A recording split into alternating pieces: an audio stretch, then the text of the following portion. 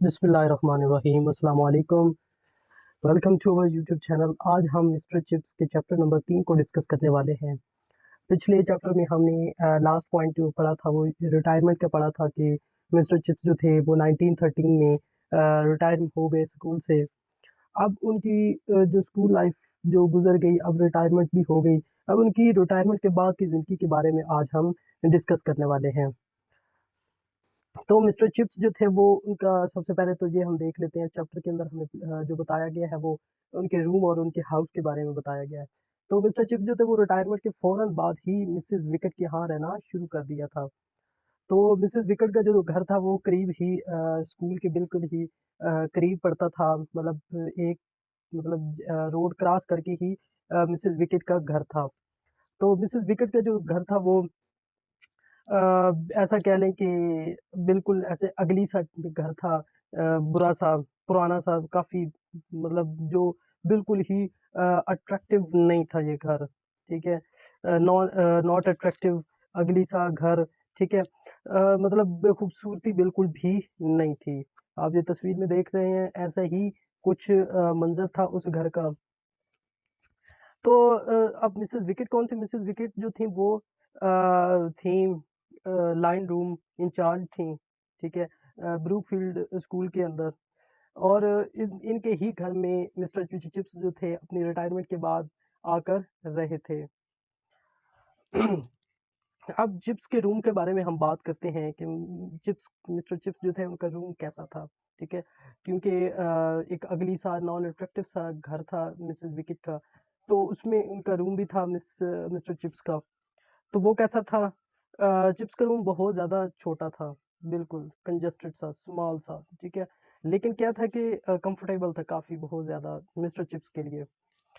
कि और इनके जो रूम था वो कुछ चीज़ें थीं जो उनकी ज़रूरत की थीं, वो उनकी रूम के अंदर मौजूद थीं, जैसा कि बुक शेल्फ़ मौजूद थी, उसके बाद चेयर मौजूद थी, उसके बाद उनकी जो मेंटल पीस मौजूद था। मेंटल पीस क्या होता है? मेंटल पीस एक ऐसी, ये आप फ़ोटो में देख रहे हैं, एक चिमनी आप जिसे कह रहे हैं कि कमरे के अंदर, रूम के अंदर जहाँ से मतलब कि आग वग़ैरह जलाकर सर्दियों में तो उसको आग जो है ना वो सेकी जाती है, तो उसको मेंटल पीस उस जगह को कहते हैं।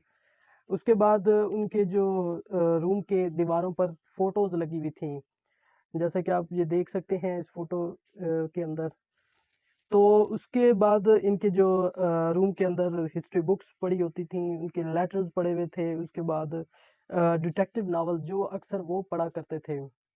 अक्सर वो कोशिश करते थे कि वो डिटेक्टिव नॉवल जो है वो रोज़ के रोज़ ज़्यादा से ज़्यादा पढ़ सकें, लेकिन क्या था कि वो ज़्यादा नहीं पढ़ पाते थे और तकरीबन 1 आध पेज के बाद ही उनको नींद आना शुरू हो जाती थी।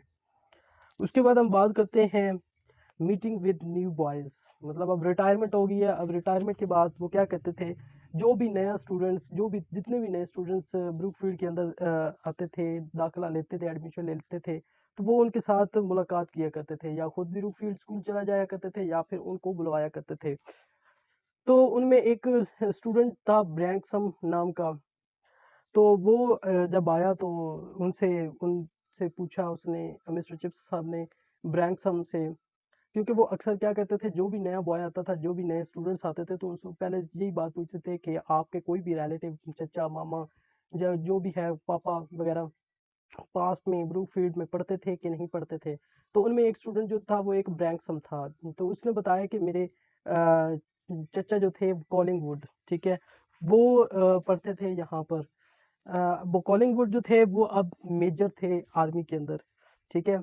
और ये आप फ़ोटो देख रहे हैं, तो इनको डीएसओ मेडल भी मिला था, लेकिन ये क्या था कि मर्डर हो गया था इनका इजिप्ट के अंदर, ठीक है? इजिप्ट के अंदर इनको कत्ल कर दिया गया था। और लास्ट पे चंद स्टूडेंट्स ने, मतलब उनसे जब मुलाकात की तो उनको एक टिपिकल बैचलर कहा। और इसको आगे हम मज़ीद अगले चैप्टर के अंदर डिस्कस करेंगे, जिसमें हम कैथरीन के साथ मीटिंग को भी डिस्कस करेंगे और इस टिपिकल बैचलर को भी डिस्कस करेंगे।